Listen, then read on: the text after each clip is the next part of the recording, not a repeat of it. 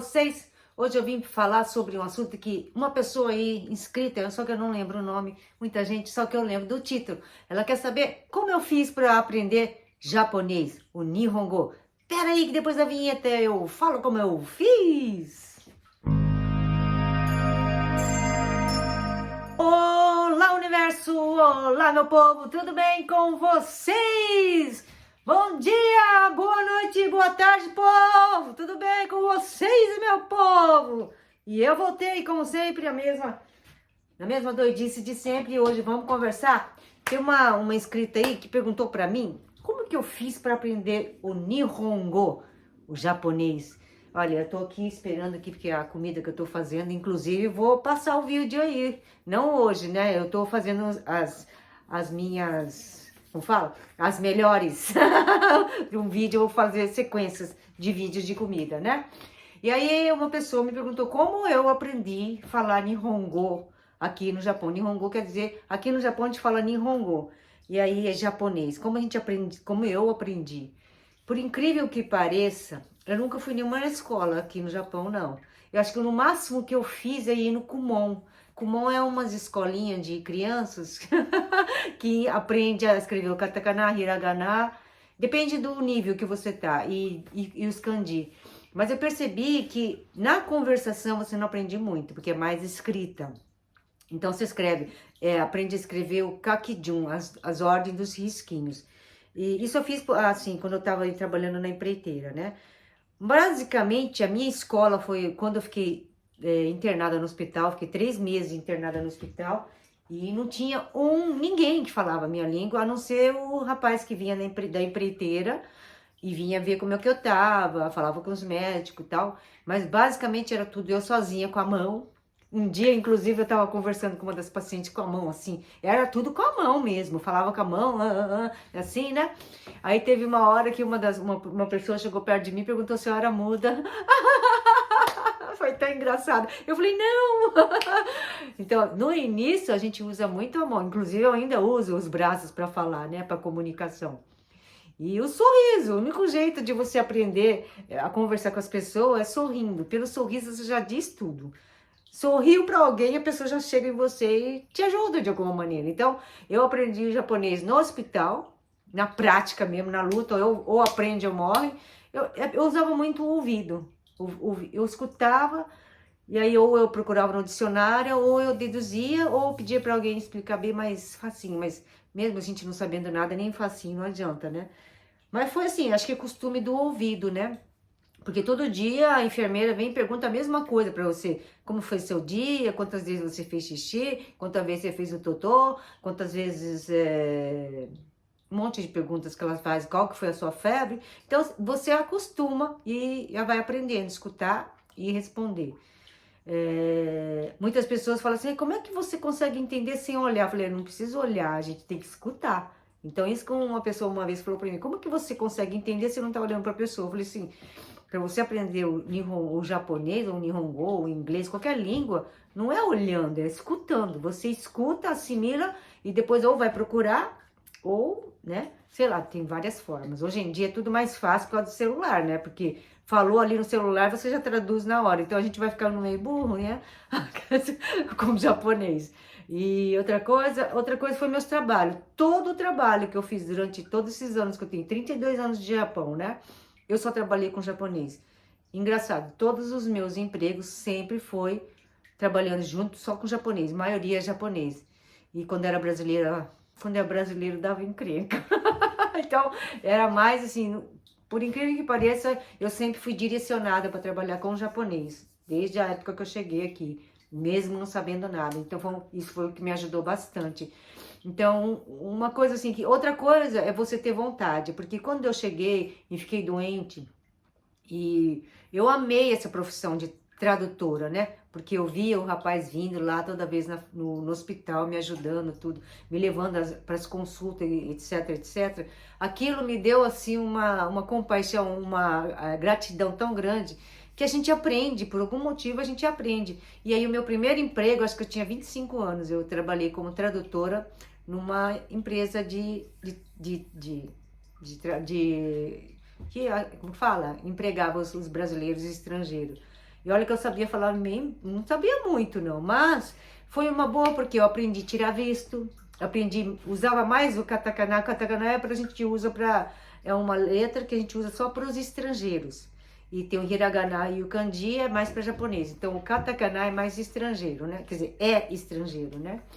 E aí, conforme eu tinha que preencher toda a documentação das pessoas para mim fazer o visto das pessoas, então automaticamente eu ia treinando, porque eu ia escrevendo o nome das pessoas. Então tudo isso foi um aprendizado na prática. Eu na prática aprendi a falar japonês dessa maneira. Então começou assim nesse primeiro emprego, por amor ao emprego, porque eu achei o emprego muito lindo.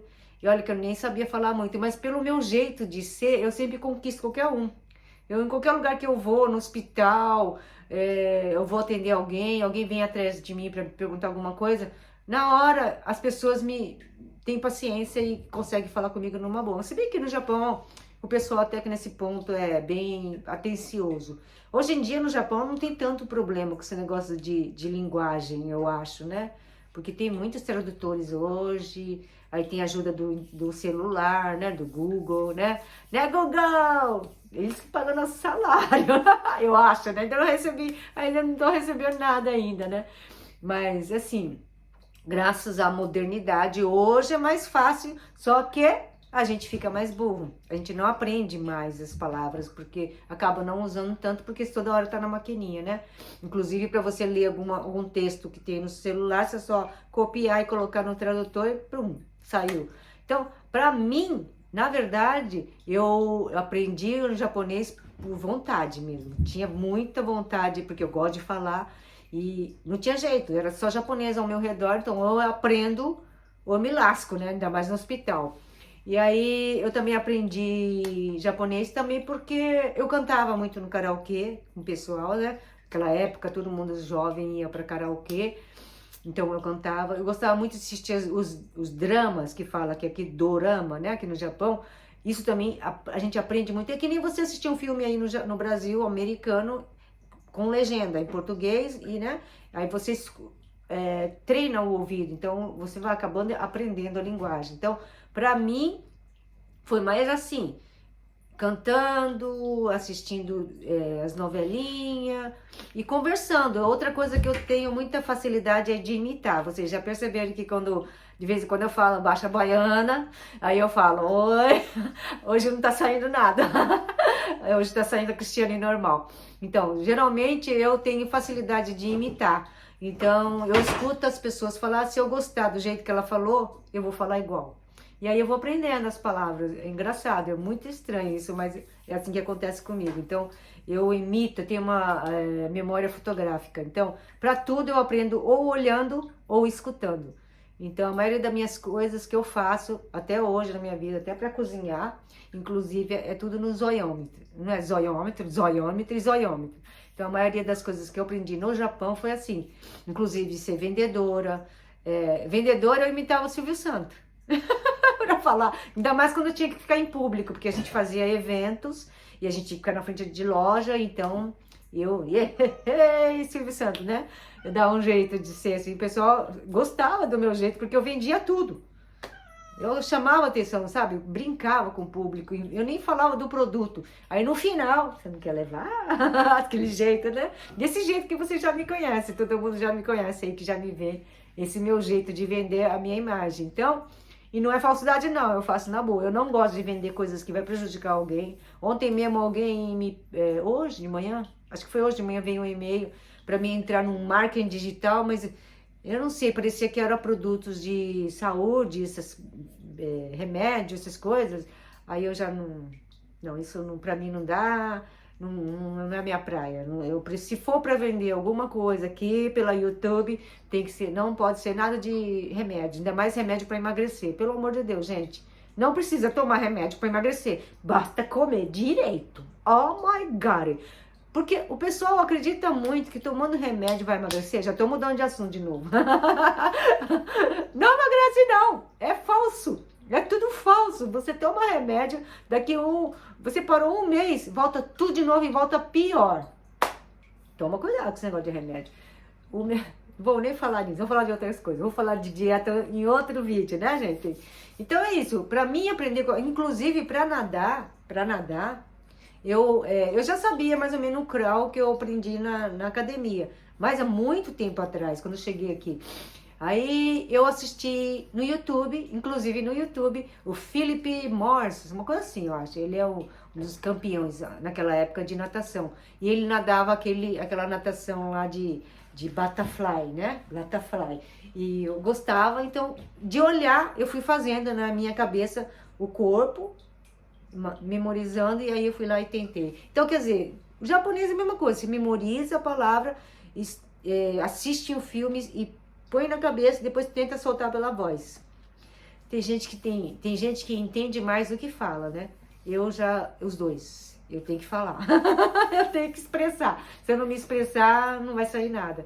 Então, basicamente, eu aprendi assim. Eu fui no Kumon, mas eu não cheguei a ficar até o final, não tive paciência, porque ficar escrevendo várias vezes aqueles kanji. E aí eu acabei não usando, não fazendo, e eu prefiro ir na voz mesmo. E hoje em dia você pode fazer tudo pelo tradutor, que dá para se virar muito bem. Enfim, eu aprendi na vivência mesmo. A melhor forma de você aprender Nihongo, japonês, inglês, qualquer língua, é vivendo. Porque não adianta nada se você ir numa escola e não praticar, então não vai adiantar muito, né? Então ficou aí a minha dica, viu? Eu não sei quem é que escreveu para mim como eu aprendi japonês. Então eu aprendi japonês no dia a dia, na prática. E todo dia a gente acaba aprendendo. Aí depois meus filhos, né? Aí a convivência com as crianças a gente acaba aprendendo também. Então, quer dizer, eu aprendi praticamente copiando os outros, imitando os outros. Então eu gosto do jeito que fala, eu vou lá e eu falo igual. Então, basicamente foi isso. E na sofrência mesmo, na sofrência. Eu tive que sofrer no hospital 3 meses. Mas foi uma grande escola, porque eu aprendi muita coisa de medicina, por isso que eu pude ser tradutora em hospitais. Inclusive, gente, eu entrei até na sala de operação, porque o médico encanou comigo, e ele falou que eu tinha que entrar com ele. Eu falei, nunca vi uma pessoa que não tem nada a ver com a coisa, vai entrar dentro da sala de operação. Eu coloquei aquelas coisas, aquelas roupas, tudo e tal. Meu pai, eu fiquei com um rapaz que eu fazia tradução com ele. Eu fiquei até ele foi anestesiado e ele adormeceu e eu saí. Mas eu fiquei o dia inteiro esperando depois que ele sai da operação, eu tinha que ir lá explicar. Então, eu também fiz esse serviço. Gente, eu já fiz cada coisa nessa terra que vocês nem imaginam. Então, quem quiser saber o que eu fiz no Japão, escreve aí nos comentários. E se alguém quiser saber de mais coisas que vem na minha cabeça, estejam à vontade. Valeu, gente, muito obrigado. Então ficou a minha dica, eu aprendi japonês na prática, na marra, ou vai ou lasca, e aprendi assim. Então, para todo mundo eu acho que é a mesma coisa. Eu acho que tem que estudar, mas não adianta só estudar se não praticar. Valeu, gente. Se cuide, muito obrigada e até a próxima. Bye, bye!